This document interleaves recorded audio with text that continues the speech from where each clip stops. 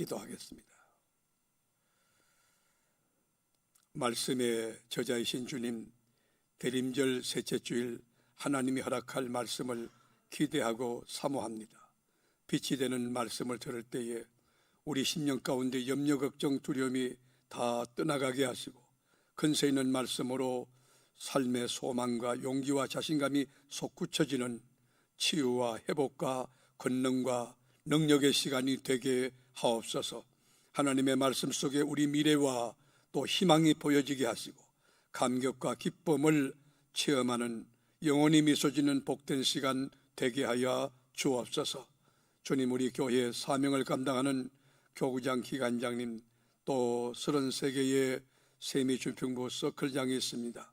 특별히 기관장님들에게 갑절의 영감과 또 기관을 잘 섬기고 또 행복하게 진리로 공동체를 세워가는 일에 크게 쓰임받을 수 있도록 세워질 기관장들, 이 지도력에게 능력과 건세와 힘을 더하여 주옵소서.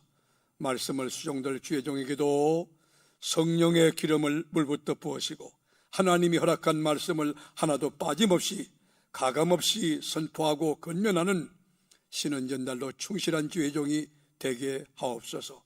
우리를 죄와 사망에서 건져주신 너무너무 좋은 나의 구주, 내 사랑하는 예수님의 이름으로 간절히 기원하옵나이다. 아멘.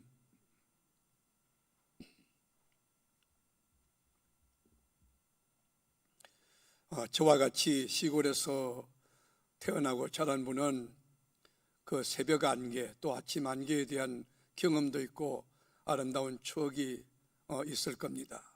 아침에 안개가 잔뜩 끼면 지척을 분간하기 어렵습니다. 1m앞도 보이지 않습니다. 답답합니다. 어떡하지? 내가 전진해야 되나 멈춰야 되나 그런 갈등이 일어나게 되는데 그 자리에 잠깐 머물러 있든지 아니면 조심스럽게 조금씩이라도 전진하다 보면 그렇게 꽉 끼어있던 안개가 싹 그치고 길이 보이게 됩니다. 여기에 인생에 교훈이 있다고 생각합니다. 우리 인생은 롤러스케이트를 타는 것처럼 시소 게임처럼 올라갔다 또 내려갔다, 성공됐다 실패도 했다, 건강했다 또 병약하기도 했다, 예측이 불허한 것입니다. 우리 인생은 미스테리입니다.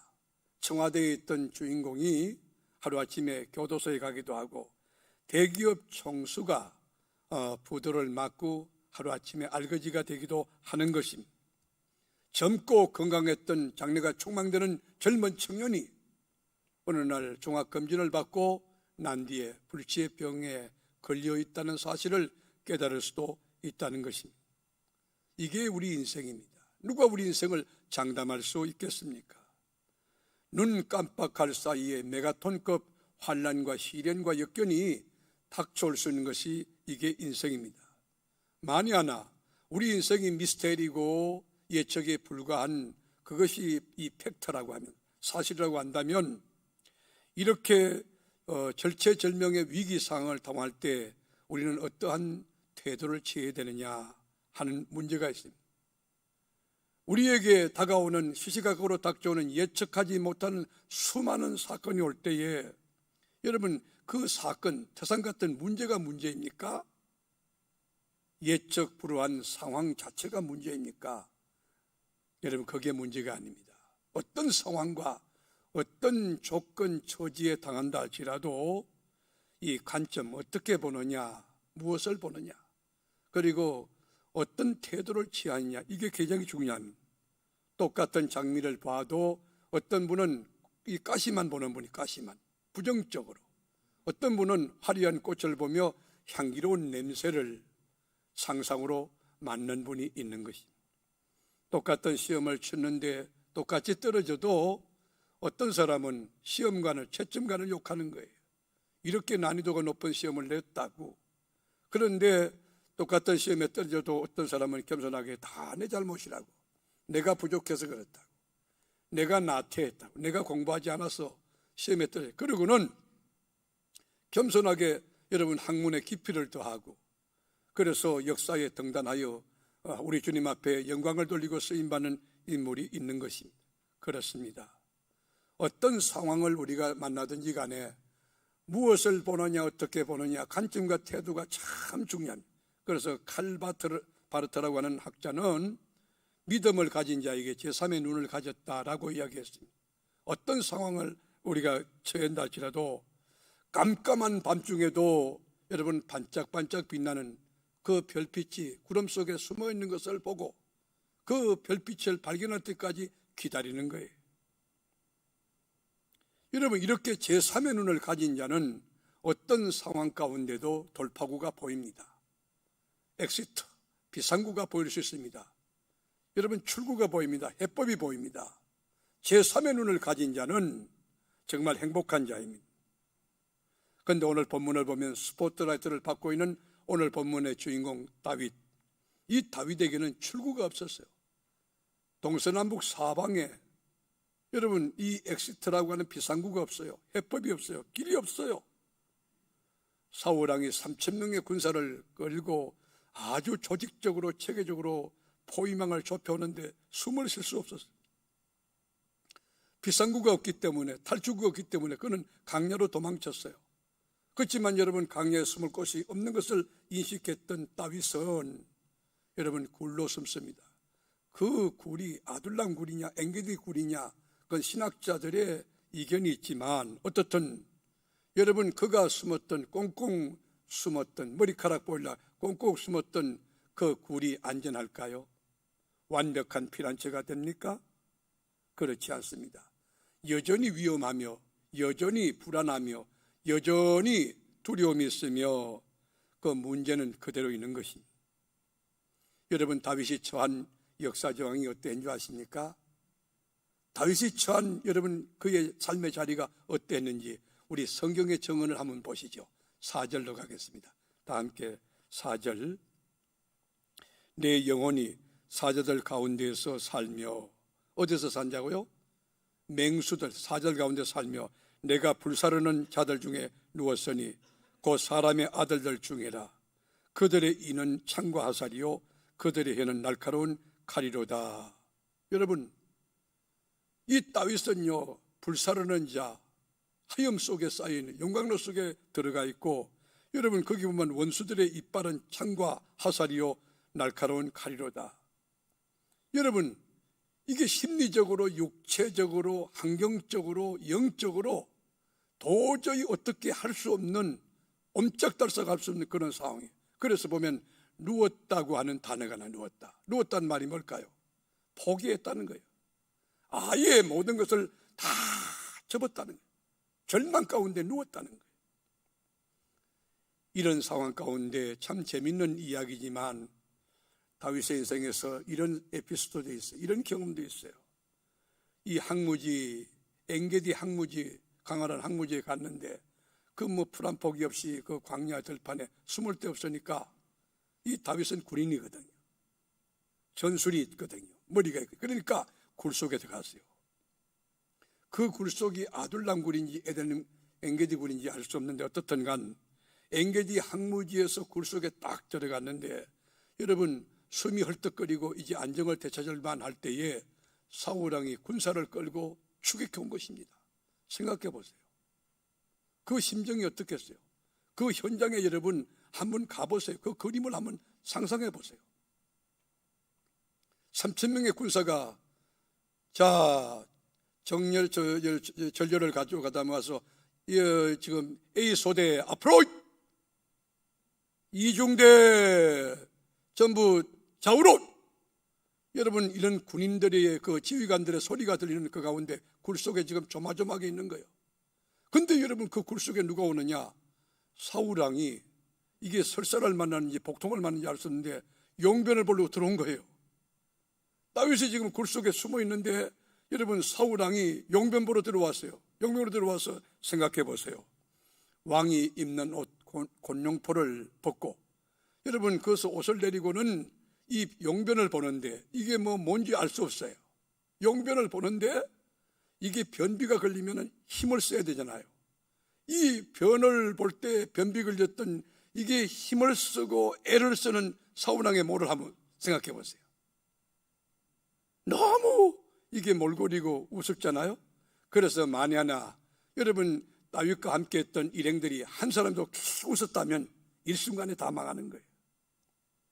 그러다가 채찍이 아치! 하문했으면 그거 전부 다 죽는 거예요.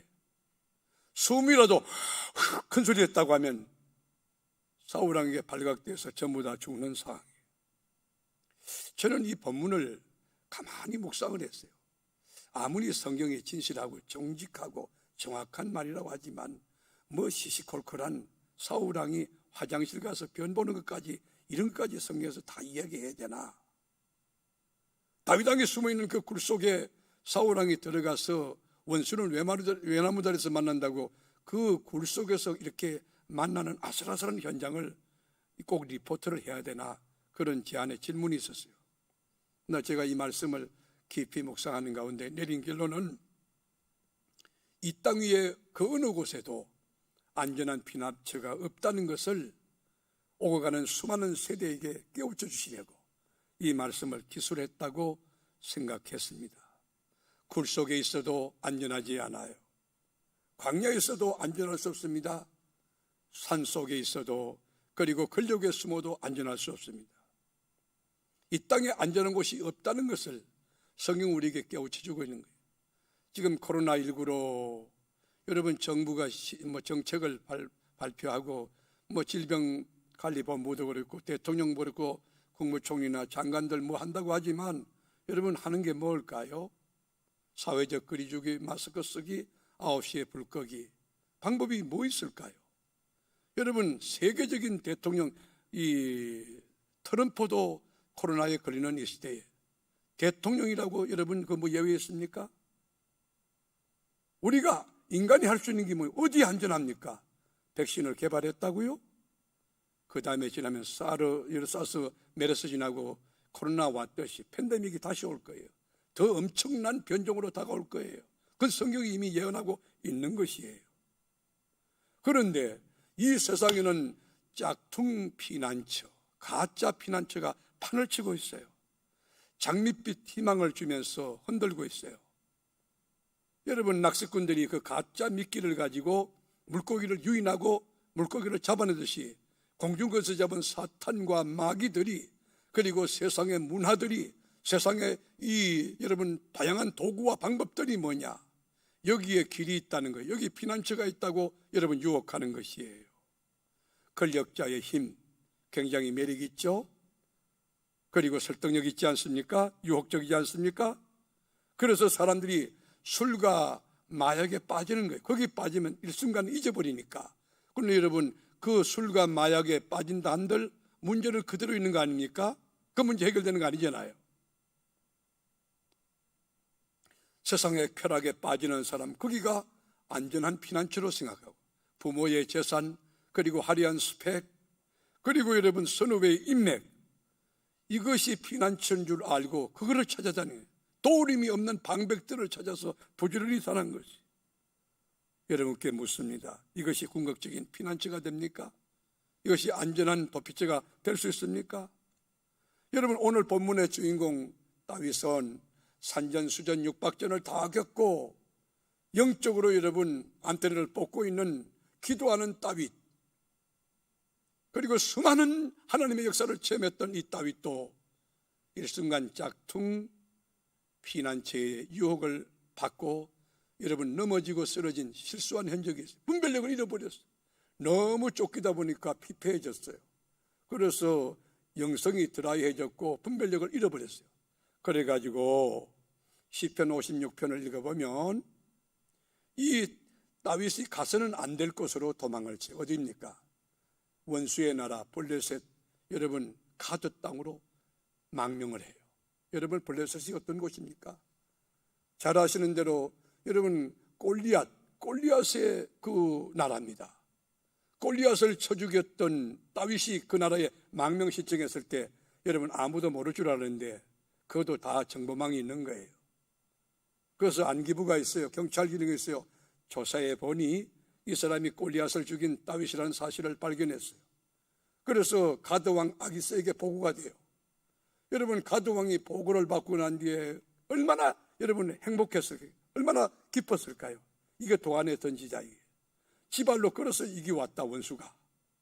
그래가지고 다윗을 아기스 왕이 여러분 불러드릴 때에 다윗의 마음이 어땠을까요? 콩당콩당 이제 나 죽었다 망했다 그런 생각 아니겠어요? 그래서 다윗이 얼마나 급했으면요 미친 짓을 했는지 미친 짓 어떻게 했느냐, 해를 날름거리기도 하고 성경에 보면 침을 흘렸다고 이렇게 얘기하는데 제가 보기에는 희죽희죽 미친 짓을 한 거예요. 그래서 아기스 왕이 보니까 저 미친 놈을 뭐 때문에 데려왔느냐, 사울은 천천 다윗은 만만하는데 저 미친 놈을 뭐 때문에 데려왔느냐, 그래서 여러분 내팽친 거예요. 여러분 쫓고 쫓기는 삶 속에 망명자의 인생 다윗이 해법이 없어요. 안전한 피난처가 없어요. 길이 없어요. 앞에도 죽음이요 뒤에도 죽음이요. 여러분 밑에서 옆으로 여러분 다가오는 것이 칼과 창이에요 전부 다. 자, 그런데 이게 동서남북 사방의 절체절명의 진퇴유국의 기류에서도 어떻게 다윗은 이 위기를 극복하고 기회로 만들며 이 장벽을 뛰어넘고 여러분 이 장애물을 이렇게 극복하는 그리고 승리의 깃발을 흔든 위대한 주인공이 되었을까? 여기에 우리가 깊은 관심이 있는 것입니다. 사랑하는 교우 여러분, 지금부터 남은 생이 얼마일지 모르지만 한번 주어진 순례 인생에서 다윗과 같이 여러분 안에 숱한 다양한 사건과 환난과 시련이 닥쳐온다 할지라도 다윗이 사용했던 이 병법 원리를 적용하여 다윗처럼 승리해서 하나님께 영광 돌리고 여러분 적어도 인생의 깊이와 중량이 있는 수많은 하나님의 이야기를 갖고 있는 스토리가 있는 그리스도인, 기적의 주인공이 된 그리스도인이 될 수 있기를 주님의 이름으로 축원합니다. 다윗이 어떻게 어떤 방법을 동원했기에 성경에서 강조하는 그리고 스포트라이트를 받는 주인공이 됐느냐, 무엇으로 승리하고 어떻게 여러분 비상구를 열어갔느냐. 먼저는요 전능하신 하나님의 날개 아래 피하는 지혜를 가졌어요. 전능하신 하나님의 날개 아래 하나님의 품 안에서 보호받고 여러분 환난이 끝날 때까지 하나님의 간섭하심과 사랑과 격려하심과 위로를 받았다는 것이죠. 우리 다 같이 1절로 가보겠습니다. 1절 말씀, 하나님이여 내게 은혜를 베푸소서, 내게 은혜를 베푸소서, 내 영혼이 주께로 피하되 주의 날개 그늘 아래 이 재앙들이 지나기까지 피하리이다. 여기 하나님이여 부르고 난 다윗은 내게 은혜를 베푸소서, 내게 은혜를 베푸소서 두 번 간구해.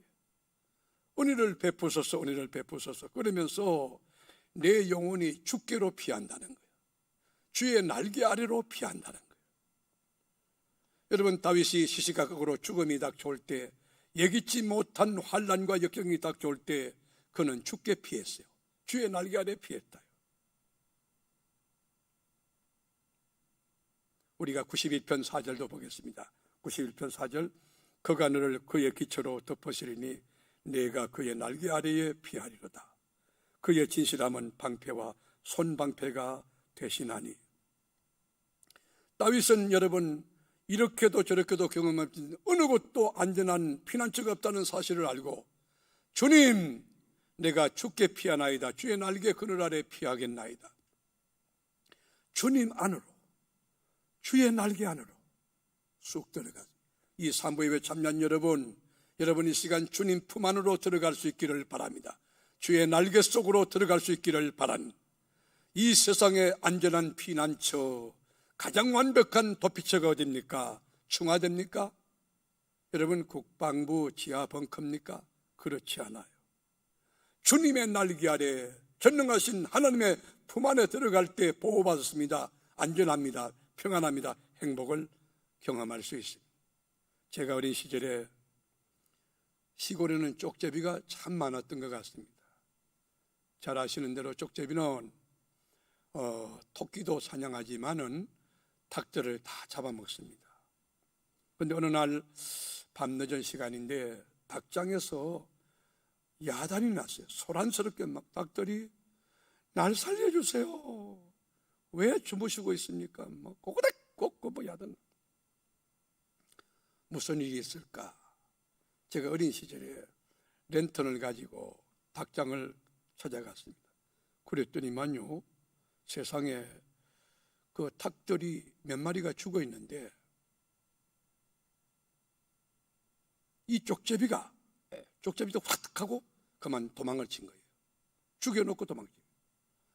그래서 너무 놀라서 막 저도 조금 두렵기도 하고, 그래서 안에 들어가서 이렇게 보니까 이 랜턴 가지고 이렇게 비춰보니까 어미닭이 여러분 쪽제비가 목을 끊었어요. 목을 끊어가지고 피를 막 벌컥벌컥 이게 피가 나오면서 이 어머니가 죽어 있는 거예요. 그래서 너무 가슴이 아팠어요. 여러분, 그 어미닭은 지금 병아리를 12마리를 품고 있는 거예요. 죽었던 어미닭을 이렇게 끄잡아내가지고 보니까 어머니 그 날개 아래, 어미닭 날개 아래 12마리 병아리들이 삐약 하고 있는 거예요. 여기 여러분, 하나님의 사랑 이야기가 있잖아요. 여기 예수님 십자가 사건이 있잖아요. 여러분, 이 땅은 그 어느 곳도 안전한 곳이 없습니다.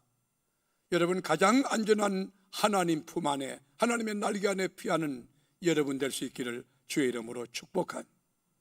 또 하나, 여러분, 다윗은 여러 가지 환난과 역경이 닥쳐올 때에 전능하신 하나님, 후히 주시는 하나님 앞에 기도와 간구로 나아갔습니다. 하나님 앞에 기도하고 간구하며 나갈 때 하나님의 손이 막 움직였어요. 우리가 여러분 1절에도 보면 뭐라고 기도했느냐면, 하나님이여 내게 은혜를 베푸소서, 하나님이여 내게 은혜를 베푸소서. 여러분, 다윗은 절망 가운데 기도할 줄 아는 지혜를 가졌어요. 다윗은 사망의 엄침한 골짜기 그 가운데서 기도했어요. 절망적인 상황 가운데 방법이 없을 때, 계산이 없을 때, 길이 없을 때 그는 기도할 줄 아는 지혜를 가졌어요.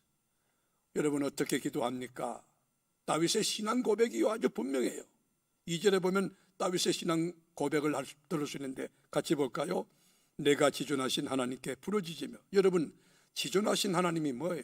가장 높으신 하나님이요, 최고의 하나님이라는 거예요. 지존하신 하나님께 부르짖으며 나를 위하여, 누구를 위하여? 나를 위하여 모든 것을 이루시는 하나님께로다. 여러분, 다윗의 신앙이 어떻습니까? 지존하신 하나님께 부르짖는데 100% 응답하실 하나님을 믿고 나를 위하여 모든 것을 이루시는 하나님께 기도한다는 거예요. 여러분, 가정 문제, 자녀 문제, 건강 문제, 질병 문제, 또 일터 문제, 미래 문제까지 여러분을 위해서 모든 것을 이루시는 하나님께 기도하면 하나님이 들으시고 응답하심을 믿으시길 바랍니다. 지존하신 하나님이라는, 날 위하여 모든 것을 이루시는 하나님, 그 하나님이라는 거예요. 이런 신앙 고백을 바르게 하고 고백하면서 기도하는, 하늘문을 두드리는 자에게 하나님이 응답하지 않겠습니까? 여러분, 부족한 부모도 떡을 달라 할 때 여러분 돌을 줄 자가 어디 있으며, 생선 달라 할 때 뱀을 줄 자가 어디 있으며, 전능하신 하나님은 독생자 하나밖에 없는 예수까지도 주셨고 보혜사 성령도 주셨는데 우리 하나님이 뭘 아끼셨습니까? 기도하는 모든 기도 제목 주님의 영광에 합당하면 다 주실 줄로 믿습니다. 하나님이 약속했어요. 구하라 그러면 주시겠다고, 찾아라 그러면 찾게 해주겠다고, 문을 두드려 그러면 너에게 열릴 것이라고 약속해 주었어요. 그래서 여러분 삶에 환난이 올 때 어떻게 해야 되느냐? 시편 50편 15절에 보면 환난 날에 나를 부르라는 거예요. 환난이 다가올 때 아이고 망했다, 좌절하지 말고, 포기하지 말고, 호들갑 떨지 말고, 낙심하지 말고, 여러분 뒤로 물러가지 말고 환난 날에 하나님을 부르짖으라는 거예요. 그러면 하나님이 우리를 건져주신다는 거예요. 그리고 네가 하나님을 영화롭게 할 수 있다는 거예요. 이 영광의 주인공, 이 기적의 주인공이 산부에 나온 사랑하는 교우 여러분이 다 될 수 있기를 주의 이름으로 축원합니다. 기존하신 하나님 앞에, 날 위하여 모든 것을 이루시는 하나님 앞에 신앙 고백하며 바로 나갔던 이 다윗의 기도는 여러분 하나님 앞에 상달되고도 남음 있는 영적인 힘, 여러분 능력 있는 기도였어요. 우리가 마가복음 11장 24절도 보면 그러므로 내가 너에게 말하노니 무엇인지 기도하고 구하는 것은 받은 줄로 믿으라. 그리하면 너희에게 그대로 되리라. 우리가 씨앗을 뿌릴 때도 죽은 씨앗을 천년 만년 뿌린들 죽은 씨앗은 나지 않습니다. 그러나 생명력이 있는 씨앗을 뿌리면 콩 심은 데 콩 나고 파 심은 데 파 나는데, 전능하신 하나님, 못하실 것이 없는 하나님, 지존하신 하나님 앞에 믿고 기도하면 다 받으리라, 그대로 되리라. 여러분의 생각으로 하나님을 제한하지 마세요. 여러분이 갖고 있는 이 조그만 지식 가지고, 경험 가지고 하나님의 절대적인 능력을 제한하지 마세요. 내가 해보니까 안 된다. 네가 하니까 안 되는 거야. 네가 왜 인생의 주어가 네가 되나? 내 인생의 주어가 하나님이야지. 여호와가 나의 목자장이 될 때 내가 부족함이 없고 내 잔이 넘치는 거지. 개인의 삶이나 가정이나 우리 교회 공동체나 민족과 나라도 마찬가지. 여호와께로 돌아갈 때 길이 있습니다. 여호와 품 안에 안길 때 길이 있습니다. 대통령부터 모든 국민들이 하나님께로 돌아와야 됩니다. 그래야 길이 있습니다. 그래야 방법이 있습니다. 그래야 살 수 있습니다. 다윗은 후회 주시고 꾸짖지 않는 하나님 앞에 환난을 당할 때 부르짖고 기도하는 지혜를 가진 자예요. 그러니까 하나님의 손이 움직이는 거예요. 그러니까 하늘 문이 열리는 거예요. 그러니까 천국 처소가 동원되는 거예요. 그뿐만 아니고 만유의 주, 전능하신 주, 창조주 하나님 앞에 전인격을 다하여 그 어려운 가운데도 예배를 놓지 않는 예배의 성자가 되었기 때문에, 예배를 통하여 주님 영광을 받으시고 예배를 통하여 다윗의 생애를 빛나게 하신 것입니다. 여러분, 태양이 떠오르면 어둠은 떠나가듯이 우리가 하나님을 하나님 되게 하고 전인격을 다 바쳐 예배를 바르게 드리면 예배 안에서 모든 것이 다 해결됩니다. 길이 열립니다. 이 공식을 알았던 다윗은요, 이 법칙을 붙듭니다. 우리 다윗의 신앙 고백을 한번 들어볼까요? 그가 뭘 결심하는가? 7절에 보면 이렇게 나왔어요. 하나님이여, 내 마음이 확정되었고 내 마음이 확정되었사오니 내가 노래하고 내가 찬송. 이건 무슨 말이에요? 내 마음은 어떤 경우든 간에 예배하기로 확정되고 확정됐다. 확정이란 말이 두 번 나와요. 어떤 상황 가운데도 예배한다는 거예요. 일제강점기 때도 예배를 포기하지 않았어요. 6.25 동란 때도 예배를 포기하지 않았어요. 여러분, 코로나 사태에도 예배를 포기하지 않는 바른 신앙의 영성이 흘러가는 우리 교회 되기를 축원합니다. 드라이브인 워신 예배 드릴 거예요. 3단계 쌍님 드라이브. 여러분, 정부와 개를 같이 하여 예방수칙을 철저히 지키면서 예배는 포기하지 않을 것이야. 우리가 온라인으로 어떻든 간에 예배는 살아있도록 하나님을 하나님 되게 하는, 예배를 예배 되게 하는, 교회가 교회 되는, 말씀이 말씀 되는, 주의 종이 주의 종 되는, 성도가 성도 되는 그런 교회 되기를 주의 이름으로 축원한, 환난이 와도 역경이 와도 예배를 드려야 돼요. 코로나 사태 때문에 예배를 못 드린다, 말이 안 되는 것이에요. 그 연약한 신앙 가지고 주님이 영광을 받으시겠습니까? 말씀에 믿는 자를 보겠느냐? 확확 줄이 나가요. 하나님이 뽑고 그 가운데 마지막 로얄 박스 안에 들어가는 나와 여러분이 될 수 있기를 주의 이름으로 축원합니다. 예배 안에 다 있어요. 예배 안에 하나님을 사랑하는 자 예배를 사모합니다. 고도의 집중력을 가지고 하나님을 예배해요. 예배를 예배하지 말고 심령이 가난해서 하나님을 예배해야 되는 것이, 말씀이 꿀송이보다 더 달고 영적인 식욕이 왕성하기 위하여 예비 안식일 날, 토요일 날은 여러분 외출해서 안 됩니다.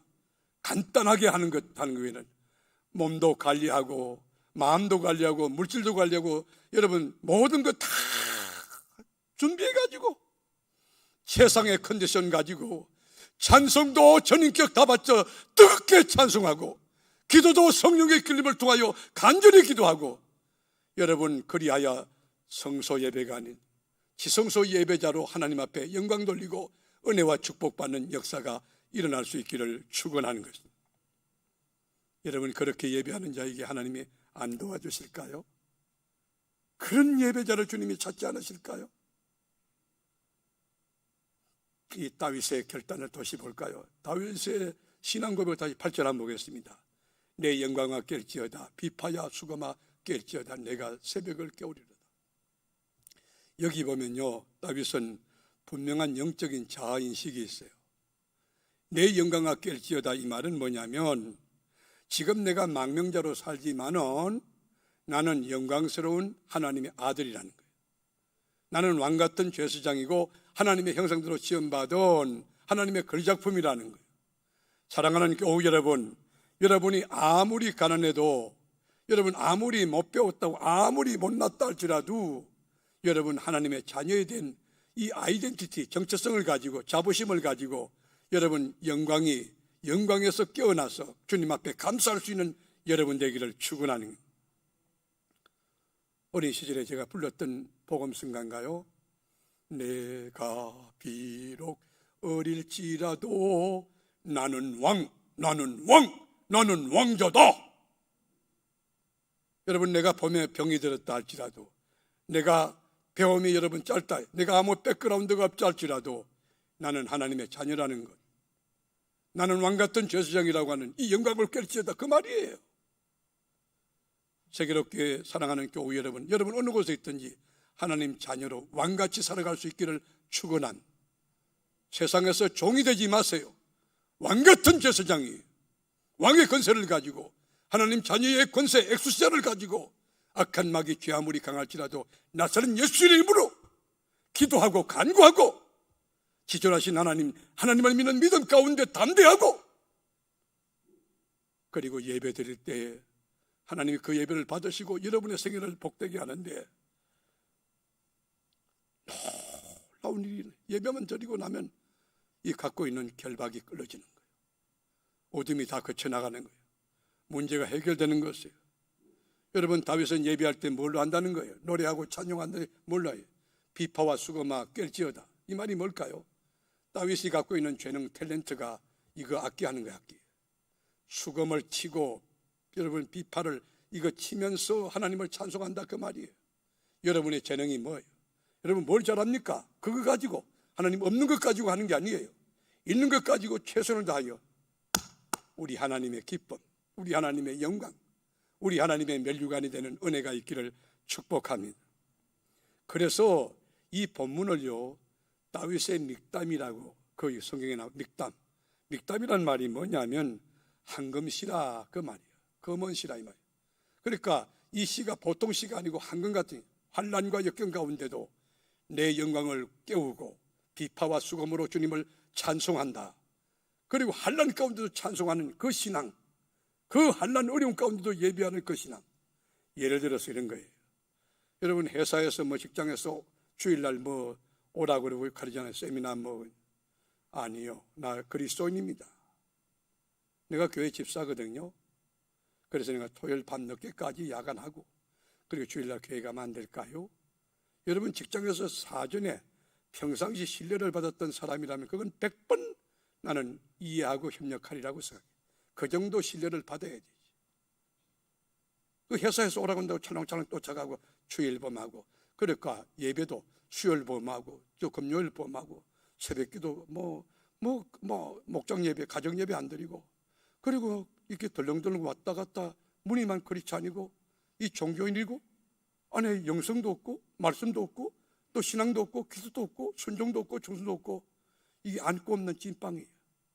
제가 서울장신대 강의를 마치고 내려올 때 밤이 늦었어. 배가 고팠어.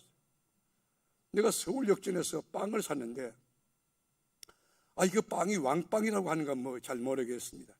빵이 이만한 거예요. 그래서 내가 이걸 빵을 사면서 감사한 게 뭐냐, 하나님 감사합니다. 사가지고 왔네. 열차를 타고는 이제 열고 기도하고 이제 먹는데, 아무리 먹어도 팥이 안 나와. 안고가 없어. 원래 그런 빵이래. 나는 먹어도 안에 내용 없는 거, 본질이 없는 거, 그냥 껍데기만 있는 그 빵. 내가 먹다가 도저히 못 먹겠어요. 여러분들 안고 없는 찐빵 같은 신앙생활 하지 않는 거 아닙니까? 여러분 안에 정말 주님을 향한 열정이 있습니까? 사랑이 있습니까? 헌신이 있습니까? 순종이 있습니까? 믿음이 있습니까? 다윗은 내 영광아 깰지어다, 비파와 수금아 깰지어다, 내가 새벽을 깨우리로다. 새벽을 깨우리. 여러분 새벽 시간이 어떤 시간입니까? 어두움이 삼키고 있는 시간이에요. 깜깜하고 춥고 어두운 그 시간은 불안합니다. 뭐든지 예측이 불안, 캄캄하니까요. 그런데 이 시간은요, 하나님이 일하는 시간이에요. 여러분이 인생을 살 때 가장 어려웠을 때, 가장 캄캄할 때, 그때 주님이 일하는 시간이에요. 주님 만날 수 있는 시간이에요. 그때 손들면 주님 손잡아 줍니다. 그때 기도하면 주님이 들으십니다. 주님 앞에 호소하면 하나님 개입하십니다. 여러분, 이 새벽을 어인하였잖아요. 새벽에 어인하였는데, 여러분, 이 새벽이 스스로 깨어나지 않는 거예요. 내가 새벽을 깨운다는 거예요. 이 말이 뭘까요? 여러분 인생 가만히 있는데 하나님의 은혜와 그런 거 없어요. 여러분 스스로 새벽을 깨우는 거예요. 여러분 인생의 새벽이 뭐요? 희망찬 삶이 되기를 원한다면, 용기 있는 삶이 되기 원한다면, 미래가 있는 삶이 되기 원한다면 능동적이고 적극적으로 여러분 임해야 돼요. 예배도 가만히 있는데 예배 안 됩니다. 예배를 잘 드리기 위하여 우리가 헌신하고 준비해. 기도로 준비하고, 물질로 준비하고, 몸으로 준비하고, 생활로 준비하고. 여러분, 그렇게 하는 자에게 새벽을 깨운다. 적극적으로 헌신함으로써, 예배를 정말 잘 드림으로써 새벽을 깨운 자, 소망이 넘치는 자, 왜 이렇게 미래가 믿어지냐? 왜 이렇게 희망이 넘치냐? 그런 역사가 일어나기를 원합니다. 여러분께 묻습니다. 신앙의 본질이 뭐죠? 예배예요, 예배. 창세기부터 계시록까지 어떤 테마예요? 예배에 대한 책이에요. 여러분, 왜 이스라엘 민족이 엑스도스 출애굽했나요?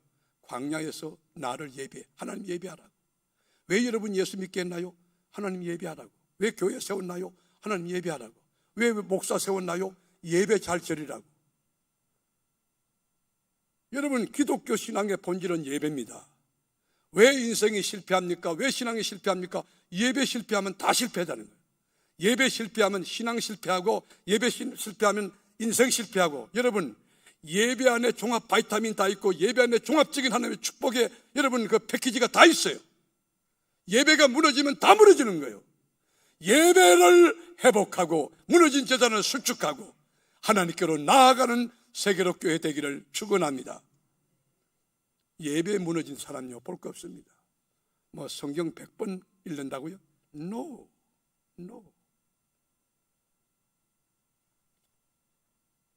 예배를 잘 드리면요, 정말 중심을 바쳐 전인격을 다 바쳐 드리면요, 성령의 불이 임합니다. 가슴이 뜨거워져요. 눈물이 나요. 소망이 넘쳐요. 그리고 몸에서 질병이 치유되는 것을 경험할 수 있어요. 그는 능력이 주의 말씀 가운데 있을지어다. 예배 드리다가 귀신이 떠나가기를 바랍니다. 예배를 고요히 점잖하게 드리는데 여러분 기도 제목이 다 응답되기를 바라는 것입니다. 예배가 우리 그리스도인들 개인, 가정, 직장, 일터, 자녀, 우리 교회 공동체, 이 국가, 인류의 운명을 좌우합니다. 모든 것이 다 있어요. 예배가 무너지면 다 무너져요. 한국교회가 왜 위태하다고 합니까? 신학이 없습니까? 교회 건물이 없는가요? 목사님들이 없는가요? 그렇지 않아요. 예배가 무너지니까 한국교회가 무너지는 거예요. 코로나 사태라고 하는 여러분 이 주제 앞에서 그냥 무너지는 교회 많을 거예요. 그러나 어떤 가운데도 예배를 하는 그 교회는 주님의 손이 거기에 있습니다. 주님이 붙드실 것입니다. 여러분, 21세기 AI 인공지능 시대에 쫓기고 쫓기는 다윗은 누구의 모습이며 누구의 상징일까요? 혹 우리의 모습은 아닐까요? 여러분, 피할 곳이 없어 도망치다가 아둘람 굴로 도망치다가 거기서 다윗을 사울을 만나기도 하고 그랬는데 여러분 진정한 피난처가 어딜까요? 말씀이 있는 곳입니다. 우리 주님의 날개입니다. 주님의 품입니다. 그리고 기도하고 간구하는 곳입니다. 그리고 예배하는 곳이에요. 어떤 경우도 예배하는 그곳에 주의 영이 임합니다. 성령이 도와주십니다. 능력 가운데 역사할 거예요. 우리가 인생을 살다 보면 쫓길 때가 있어요. 시간에 쫓기고 물질에 쫓기고 환경에 쫓기고 상황에 쫓길 수 있어요. 그런데 여러분들 쫓길 때에 보세요. 두 가지가 있어요. 여러분 피하는 자가 있고 도망치는 자가 있어요. 도망자는 목적지도 없고 늘 불안하고 여러분 해답이 없는 거예요. 그러나 피하는 자는 목적지가 분명해요. 그리고 안전해요. 그리고 평안합니다. 여러분이 도망자의 인생을 살 것이냐, 피난자의 삶을 살 것이냐. 순례 인생은 우리가 주의 날개 아래 피하는 거예요. 피함으로 주의 평강이, 세상이 줄 수 없는 절대적인 평강이, 세상이 알 수 없는 절대적인 초월적 평강이 내 마음을 지정하여 왜 이렇게 평안하지? 왜 이렇게 행복하지? 왜 이렇게 나 행복한 거야? 여러분, 이거요, 모든 그리스도인이 경험할 수 있어요. 이 은혜를 누릴 수 있기를 축원합니다. 다윗은요, 하나님 날개 아래 품을 때에 자기가 장군이에요, 자기가 군인이에요, 특수훈련 받았어요. 이렇게 저렇게 인간의 방법 다 수당해 봤지만 그것이 피할 곳이 안 된다는 것을 알았어요. 그래서 주의 날개 아래 품었어요. 기도하고 간구로 나갔어요. 어려웠던 가운데도, 물리적인 상황이 어려워도 예배했어요. 다윗이 인간의 방법 동원하여 여러분 분별력을 잃고 도망쳤을 때 원수의 땅 블레셋 가드로 도망쳐서 죽을 뻔했지 않습니까? 그때 깨달은 게 뭐예요? 인생은 도망치는 것이 아니라 죽게 피하는 것이다. 주님의 품 안으로, 주님의 날개 안으로. 여러분, 오늘도 인생을 예배 마치고 자신감, 용기를 얻고 돌아가 살다가 어려우면 주님의 품으로 오시기를 바랍니다. 주의 날개 아래 거하시기를 바라는 것입니다. 기도의 날개 아래, 말씀의 날개 아래, 여러분 예배의 날개 아래 들어오면 살 수 있습니다.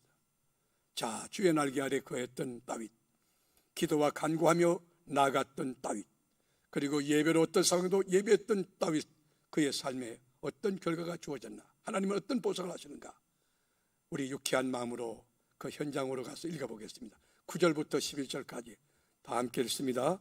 주여, 내가 만민 중에서 주께 감사하오니 문 나라 중에서 주를 찬송하리이다. 여기 보면요, 얼마나 감격했던지 만민 가운데, 아시아 사람, 유럽 사람들 가운데서 내가 주님 앞에 감사하고 문 나라 중에서, 여러분 큰 미국이든지 일본 나라 중에서 주님을 찬송하겠다는 거예요. 이런 하나님이라고 찬송하겠다는 거예요. 이런 기적의 주인공이 꽉 찬 사무예배 성도 되기를 축복합니다. 10절도 보겠습니다. 10절. 무릇 주의 인자는 커서 하늘에 미치고 주의 진리는 궁창에 이르나이다. 11절. 하나님이여, 주는 하늘 위에 높이 들리시며 주의 영광이 온 세계 위에 높아지기를 원하나이다. 내 개인적으로 경험했던 여기서 마침표 찍지 말고 하나님, 문나라 온 세상 가운데 주님의 이름이 높아지기를 원하나이다. 하나님은 믿는 모든 자에게 동일하게 역사하시는데, 오늘 여러분 다윗만 이 체험한 다윗의 하나님 아니에요. 우리 하나님이에요. 저는 개인의 히스토리에서 하나님의 이야기를 하라고 하면 너무 많아서 뭐부터 하지?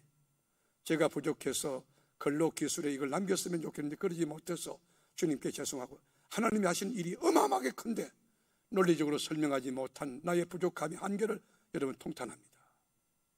하나님이 너무 좋은 거예요.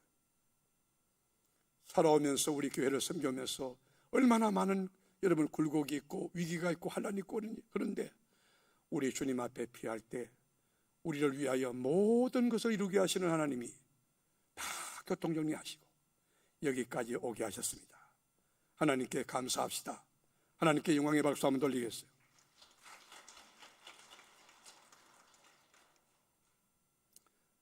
우리 인생, 여러분 하나님이 역사 무대에 여러분을 세우실 때는 엑스트라로 세우지 않았어요. 주역으로 세워, 주역으로.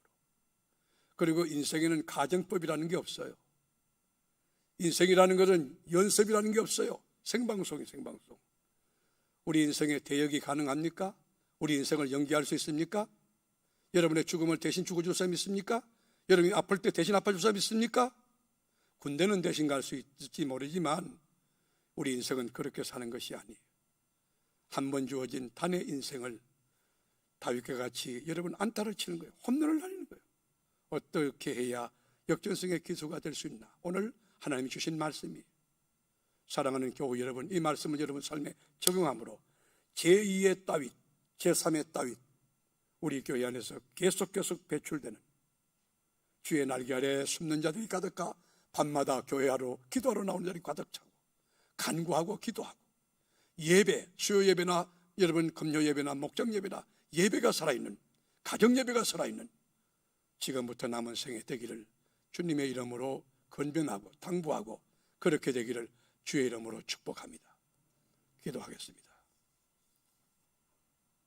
피난처 되시는 주님, 이 세상은 짝퉁, 가짜 피난처가 많습니다.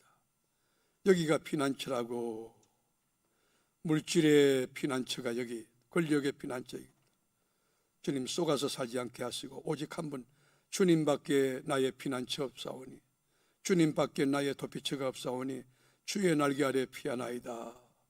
밤마다 기도하고, 그리고 새벽에도 낮에도 기도하고, 가정에서 기도하고, 차중에서 기도하고, 사업하며 기도하고, 그리고 현대판 다윗이 되어 어떤 상황 가운데 내 마음이 확정되었사오니 예배하겠다고, 예배가 회복되는 역사가 있게 하여 주옵소서.